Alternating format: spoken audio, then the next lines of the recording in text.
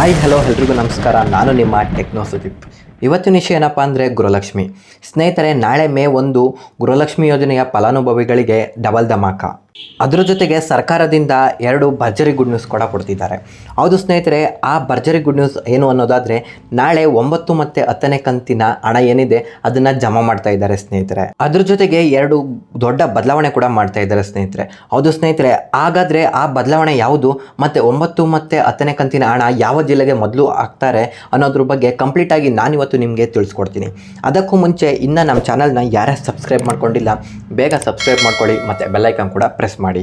ಸ್ನೇಹಿತರೆ, ಯಾರೆಲ್ಲ ಗೃಹಲಕ್ಷ್ಮಿ ಯೋಜನೆಯ ಫಲಾನುಭವಿಗಳು ಅಂತ ಇದ್ದೀರಾ ಅವರೆಲ್ಲರೂ ಕೂಡ ಈ ವಿಡಿಯೋನ ಸ್ಕಿಪ್ ಮಾಡದಲ್ಲೇ ಪೂರ್ತಿಯಾಗಿ ನೋಡಲೇಬೇಕು. ಒಂದು ವೇಳೆ ನೀವೇನಾದರೂ ಸ್ಕಿಪ್ ಮಾಡಿ ನೋಡಿದರೆ ನಿಮಗೆ ಆ ವಿಡಿಯೋದಲ್ಲಿರೋ ಕಂಟೆಂಟ್ ನೀಟಾಗಿ ಅರ್ಥ ಆಗಲ್ಲ. ಹೌದು ಸ್ನೇಹಿತರೆ, ಈಗಾಗಲೇ ಹೇಳ್ದಂಗೆ 9 ಮತ್ತು 10ನೇ ಕಂತಿನ ಹಣ ಏನಿದೆ ಅದನ್ನು ನಾಳೆ ರಿಲೀಸ್ ಮಾಡ್ತಾರೆ ಅಂತ ಹೇಳಿದೆ. ಜೊತೆಗೆ ಇನ್ನೂ ಕೂಡ 9ನೇ ತಿಂಗಳ ಹಣ ಏನಿದೆ ಅದು ಇನ್ನೂ ಕೆಲವರಿಗೆ ಬಂದಿಲ್ಲ. ಹೌದು ಸ್ನೇಹಿತರೆ, ಆ ಹಣ ಯಾವಾಗ ಬರುತ್ತೆ ಅನ್ನೋದ್ರ ಬಗ್ಗೆ ಕಂಪ್ಲೀಟಾಗಿ ನಾನು ನಿಮ್ಗೆ ಇವತ್ತು ಹೇಳ್ತೀನಿ. ಇನ್ನು ಕೆಲವರು ಏನಪ್ಪ ಹೇಳ್ತಾರೆ ಅಂದರೆ, ನಮಗೆ ಫೆಬ್ರವರಿ ತಿಂಗಳು ಹಣ ಬಂದಿಲ್ಲ, ಮಾರ್ಚ್ದು ಬಂದಿಲ್ಲ, ಏಪ್ರಿಲ್ದು ಕೂಡ ಬಂದಿಲ್ಲ ಅಂತ ಇದ್ದಾರೆ. ಹೌದು ಸ್ನೇಹಿತರೆ, ಕೆಲವ್ರದ್ದೆಲ್ಲ ಏನಾಗಿದೆ ಅಂದರೆ ಪೆಂಡಿಂಗ್ ಆಗಿದೆ. ಈ ಮುಂಚೆ ನಾನು ಹೇಳಿದ್ದೆ ಕೆಲವ್ರದ್ದೆಲ್ಲ NPCI ಆಗಿಲ್ಲ ಮತ್ತು ಆಧಾರ್ ಲಿಂಕ್ ಆಗಿಲ್ಲ, ಬ್ಯಾಂಕಿಂಗ್ ಪ್ರಾಬ್ಲಮ್ ಇದೆ ಅಂತ ಹೇಳಿದ್ದೆ. ಅದ್ರ ಬಗ್ಗೆ ಮಹಿಳಾ ಮತ್ತು ಮಕ್ಕಳ ಕಲ್ಯಾಣ ಇಲಾಖೆ ಏನಿದೆ ಅದ್ರ ಬಗ್ಗೆ ತಾತ್ಕಾಲಿಕವಾಗಿ ಒಂದು ಸರ್ವರನ್ನು ಸ್ಟಾರ್ಟ್ ಮಾಡ್ತಾ ಇದ್ದಾರೆ ಅಂತ ಕೂಡ ನಿಮಗೆ ತಿಳಿಸಿದ್ದೆ. ಹಾಗಾಗಿ ಸ್ವಲ್ಪ ಟೆಕ್ನಿಕಲ್ ಇಶ್ಯೂ ಇತ್ತು. ಹಾಗಾಗಿ ಅವ್ರಿಗೆಲ್ಲ ಅಂದರೆ ಫೆಬ್ರವರಿ ತಿಂಗಳು, ಮಾರ್ಚ್ ತಿಂಗಳು ಯಾರ್ಯಾರಿಗೆ ಬಂದಿಲ್ಲ ಅವ್ರದ್ದೆಲ್ಲ ಪೆಂಡಿಂಗ್ ಇದೆ.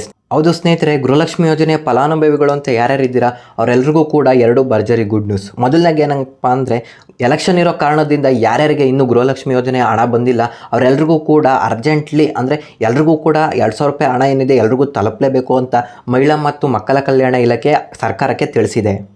ಸ್ನೇಹಿತರೆ, ಇನ್ನೊಂದು ಅಂದರೆ 2ನೇ ಗುಡ್ ನ್ಯೂಸ್ ಏನಪ್ಪ ಅಂದರೆ, ಯಾರ್ದೆಲ್ಲ ಬ್ಯಾಂಕಿಂಗ್ ಪ್ರಾಬ್ಲಮ್ ಇತ್ತು, NPCI ಪ್ರಾಬ್ಲಮ್ ಇತ್ತು, ಜೊತೆಗೆ ಆಧಾರ್ ಸೀಡಿಂಗ್ ಪ್ರಾಬ್ಲಮ್ ಇತ್ತಲ್ಲ ಅವ್ರದ್ದೆಲ್ಲರದು ಕೂಡ ಯಾರ್ಯಾರ್ದು ಆ ಥರ ಪ್ರಾಬ್ಲಮ್ ಇದೆ ಅನ್ನೋದನ್ನು ಚೆಕ್ ಮಾಡಿದ್ದಾರೆ. ಟೋಟಲಾಗಿ ಒಟ್ಟು 4,50,000 ಜನದ್ದು NPCI ಪ್ರಾಬ್ಲಮ್ ಮ್ಯಾಪಿಂಗ್ದು ಇತ್ತು. ಅಂದರೆ NPCI ಮ್ಯಾಪಿಂಗ್ ಪ್ರಾಬ್ಲಮ್ ಇತ್ತು. ಹೌದು ಸ್ನೇಹಿತರೆ, ಇದೆಲ್ಲರನ್ನೂ ಕೂಡ ರೆಡಿ ಮಾಡಿ ಸರ್ವರ್ನ ಅದನ್ನು ಆ ಥರ ಸೆಟ್ ಮಾಡೋಕ್ಕೆ ಟೈಮ್ ಬೇಕಾಗಿತ್ತು ಸ್ನೇಹಿತರೆ.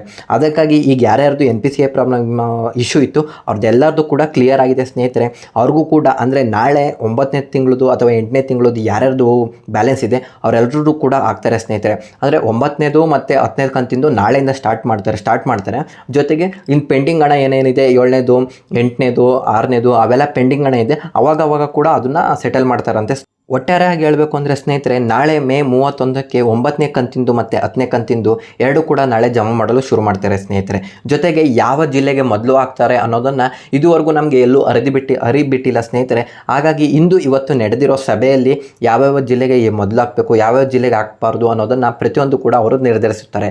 ನನಗೆ ಅನಿಸೋ ಪ್ರಕಾರ ಮೋಸ್ಟ್ಲಿ ಯಾವ್ಯಾವ ಜಿಲ್ಲೆಗೆ ಇನ್ನೂ ಎಲೆಕ್ಷನ್ ಆಗಿಲ್ಲ ಅಂಥ ಜಿಲ್ಲೆಗಳಿಗೆ ನಾಳೆ ಪಕ್ಕ ಹಾಕ್ತಾರೆ ಸ್ನೇಹಿತರೆ. ಆದಷ್ಟು ಬೇಗ ಕಾದು ನೋಡಿ ಯಾರ್ಯಾರಿಗೆ ಎಷ್ಟೆಷ್ಟು ಹಣ ಬರ್ಬೋದು ಅನ್ನೋದನ್ನು ಕಂಪ್ಲೀಟಾಗಿ ನಿಮ್ಗೆ ಏನಾದ್ರು ಗೊತ್ತಾದರೆ ಅದ್ರ ಬಗ್ಗೆ ಕಮೆಂಟ್ ಹಾಕಿ ಸ್ನೇಹಿತರೆ. ಈ ವಿಡಿಯೋ ಇಷ್ಟ ಆಗಿದ್ದರೆ ಲೈಕ್ ಮಾಡಿ, ಶೇರ್ ಮಾಡಿ. ಮತ್ತೊಂದು ವಿಡಿಯೋದೊಂದಿಗೆ ಸಿಗೋಣ. ಧನ್ಯವಾದಗಳು.